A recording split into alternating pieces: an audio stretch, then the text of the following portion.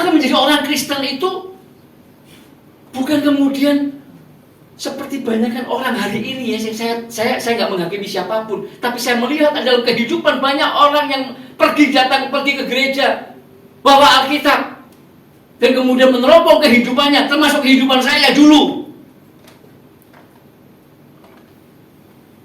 Jadi orang Kristen yang nggak pernah berproses di dalam kekristenan, tidak mengerti bahwa Yesus itu mati di atas kayu salib, mencurahkan darahnya, menyucikan kita. Dan dia katakan, akulah kebangkitan dan hidup. Bahwa setelah dia kemudian bangkit, kita memiliki pengharapan kekal dalam kebangkitannya. Dia mengatakan, aku ini hidup. Dalam diriku ada kehidupan. Sehingga dia berkata, akulah roti hidup. Dagingku adalah makanan, darahku adalah benar-benar minuman. Kalau kamu makan dagingku, minum darahku, kamu akan hidup.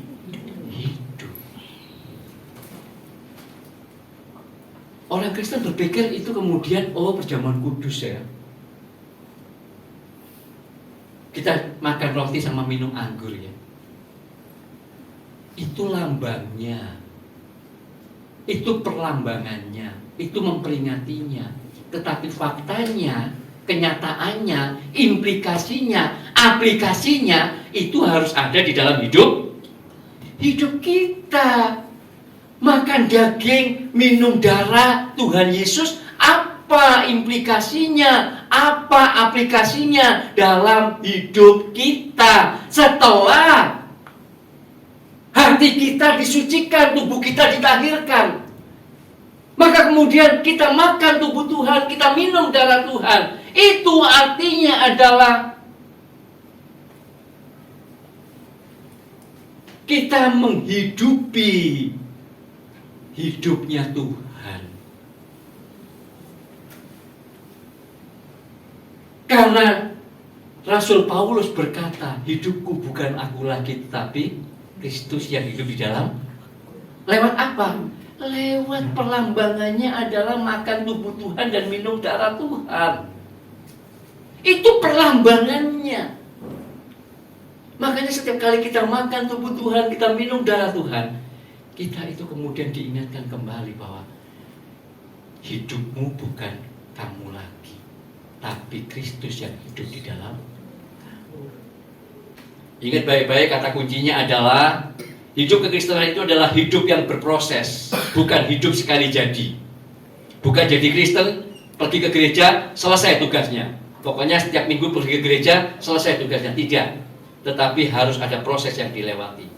Ya, Bapak Ibu Saudara, supaya saya berharap bahwa kita memahami kebenaran Allah bahwa tentang proses dari mulai sejak penebusan di kayu salib, kebangkitannya, dan kemudian sampai kemudian kita itu berproses memiliki cara berpikir dan memiliki cara hidup sebagai anak-anak Allah, orang-orang Kristen pengikut Kristus. Roma 8 ayat 2 berkata begini, Roh yang memberi hidup telah memerdekakan kamu dalam Kristus dari hukum dosa dan hukum maut.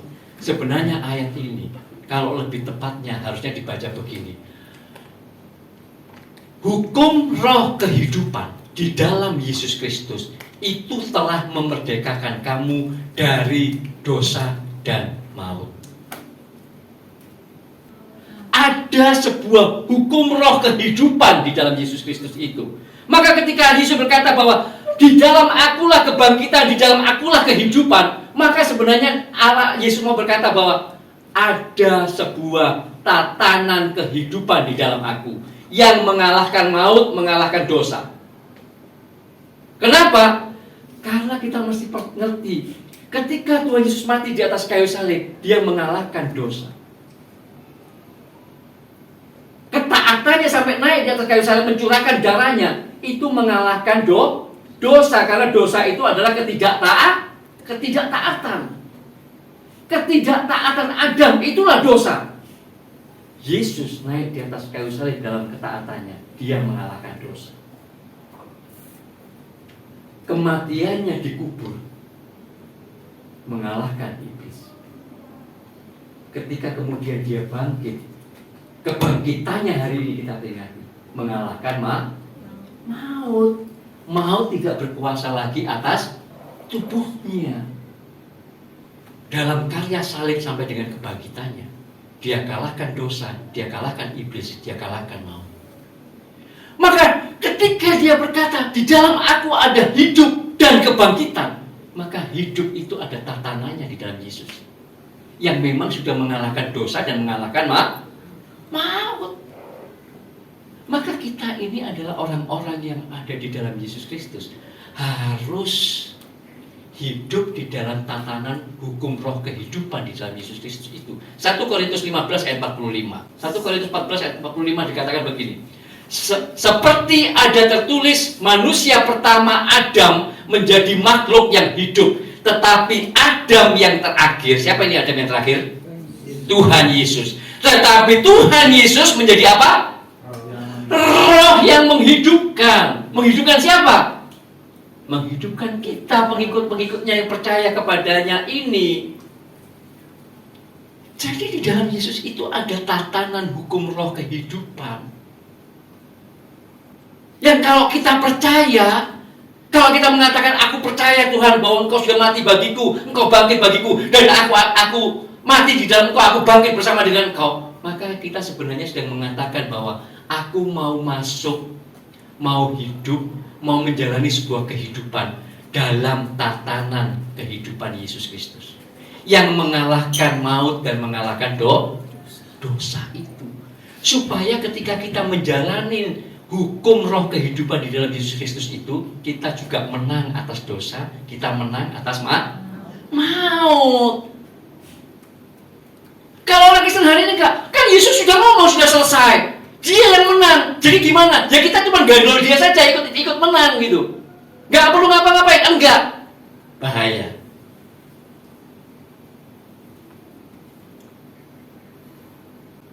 Memang kita diselamatkan oleh anugerah.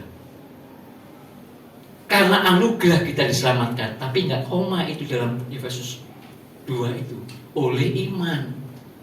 Iman itu ada tindakannya. Maka jadi orang Kristen itu harus masuk ke dalam proses hidup di dalam kehidupannya Tuhan Yesus. Makanya Tuhan Yesus berkata, Yohanes 10 ayat 10. Ayat ini pasti semuanya sudah tahu kan? Yohanes 10 ayat 10. Pencuri datang hanya untuk mencuri dan membunuh dan membinasakan. Aku datang, kata Yesus, supaya kamu mempunyai hidup dan mempunyainya dalam segala kelimpahan. Siapa yang selama ini selalu mengartikan kelimpahan ini adalah kelimpahan berkat-berkat jasmani? Tok. Wah loh, kita itu kalau jadi orang Kristen, jadi orang percaya di dalam Yesus Kristus, kita diberkati. Kita dulu punya hutang, sekarang tidak punya hutang, bahkan kita menghutangi orang. Dulu kita pakai sepeda, sekarang pakai sepeda motor. Dulu kita pakai sepeda motor, nanti dapat mobil. Dulu kita ngontrak, sekarang kita dapat rumah. Siapa yang mengartikan ayat-ayat seperti ini? Padahal sama sekali tidak ada. Tuhan Yesus tidak ngomong dengan hal yang begitu. Memiliki hidup yang berkelimpahan itu adalah hidup yang berkualitas tinggi. Hidup seperti hidupnya Tuhan Yesus yang sudah menang atas dosa dan atas maut. Karena hidup yang sia-sia itu adalah hidup yang berakhir di neraka. Itu. Jadi hidup yang berkelimpahan itu adalah hidup yang menang atas dosa dan atas maut. Hidup kekal selama-lamanya bersama dengan Tuhan Yesus. Kalau kita menjalani sebuah kehidupan dalam hukum roh kehidupannya Tuhan Yesus. Ini loh. Kalau gitu jadi Kristen itu bukan cuma sekedar percaya, wis mandek gitu tok, terus datang ke gereja, wis selesai gitu tok. Apalagi kalau sudah, aku ini loh Pak, sudah percaya, aku sudah dibaptis, minggu ke gereja, ngasih persembahan, aku kalau gereja perlu apa tak bantu, aku bahkan ikut pelayanan, ikut ini, wis rasanya kemudian artinya merasa aku pasti selamat gitu. Tunggu dulu. Bukan pada hal-hal itu poinnya. Poinnya adalah pada hari-hari yang sedang kita hidupi, di rumah, di pekerjaan, di masyarakat, dalam kita mengerjakan pekerjaan-pekerjaan kita, bisnis kita, apakah kita tetap ada dalam hukum roh kehidupannya Tuhan Yesus apa enggak?